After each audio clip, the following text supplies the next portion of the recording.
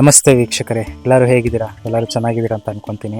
ಇವತ್ತು ನಾವು ಶ್ರೀ ನಿಸರ್ಗ ರಕ್ಷಕರು ಚಾರಿಟಬಲ್ ಟ್ರಸ್ಟ್ ಕಡೆಯಿಂದ ಇವತ್ತು ಕೋತಿಗಳಿಗೆ ಅನ್ನ ಹಾಕಿ ಮತ್ತು ನೀರು ಇದು ಮಾಡಿದ್ದೀರಿ.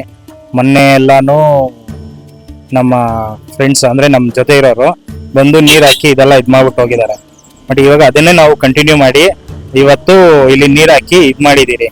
ಅನ್ನ ಹಾಕಿ ಮತ್ತು ಬಿಸ್ಕೆಟ್ಗಳು ಹಾಕಿ ಎಲ್ಲ ಇದು ಮಾಡ್ತಾ ಇದೀರಿ. ದಯವಿಟ್ಟು ಯಾರನ್ನ ಈ ಕಡೆ ಈ ರೋಡಲ್ಲಿ ಓಡಾಡೋದು ಇದ್ರೆ ನೋಡ್ಬಿಟ್ಟು ದಯವಿಟ್ಟು ಕೋತಿಗಳಿಗಾಗ್ಲಿ ಪ್ರಾಣಿಗಳಿಗೆ ನೀರು ಹಾಕೋದಕ್ಕಾಗ್ಲಿ ಮಾಡಿ ಇದು ಮಾಡಿ. ಸರ್, ನಾವು ದೇವನಹಳ್ಳಿಯಿಂದ ಬರ್ತಾ ಇದ್ದೀವಿ. ಏನಂದ್ರೆ ಇವಾಗ ಸುಮಾರು ನೋಡ್ತಾ ಇರ್ಬೋದು, ಈಗ 8 ರಿಂದ 9 ಗಂಟೆ ಟೈಮ್ ಆಗಿದೆ. ಸುಡು ಬೇಸಿಗೆ ನೋಡಿ, ಅದಕ್ಕೆ ಪಾಪ ಎಷ್ಟು ಗಾಯ ಆಗಿದೆ ನೋಡ್ತಾ ಇರ್ಬೋದು. ನಾವಂದ್ರೆ ಮನೆಗೆ ಹೋಗಿ ಅನ್ನ ಕೇಳ್ತೀವಿ ಅಥವಾ ನೀರು ಕೇಳ್ತೀವಿ, ಅಮ್ಮ ನೀರು ಕೊಡಿ ಅಂತ ಯಾರಾದ್ರೂ ನಮಗೆ ಕೊಡ್ತಾರೆ. ಒಂದು ಮನೆ ಇಲ್ಲ ಅಂದ್ರೆ ಇನ್ನೊಂದು ಮನೇಲಿ ಕೊಡ್ತಾರೆ. ಪ್ರಾಣಿಗಳ ಕತೆ ಹಂಗಲ್ಲ ವಿಜಯ್ ಅವರೇ, ಪಾಪ ಯಾರನ್ನು ಕೇಳಕ್ ಆಗಲ್ಲ.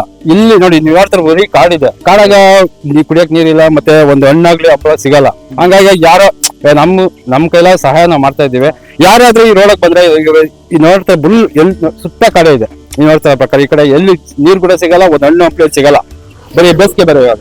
ಹಾಗಾಗಿ ಈ ರೋಡಾಗ ಯಾರಾದ್ರೂ ಬಂದ್ರೆ ದಯವಿಟ್ಟು ನೋಡಿ, ನೋಡ್ತಾ ಇರ್ಬೋದು ನೀವು. ಇದು ಬಿಂದಿಗೆ ನೀರಿಟ್ಬಿಟ್ಟು ಆ ಪ್ರಾಣಿಗಳು ಹಸಿವು ತೀರಿಸ್ಬೇಕು ಅಥವಾ ನೀರನ್ನ ದಾಹ ತೀರಿಸ್ಬೇಕು ಅಂತ ನಿಮ್ಮ ಹತ್ರ ನಾವು ಕೇಳ್ಕೊಂತೀವಿ.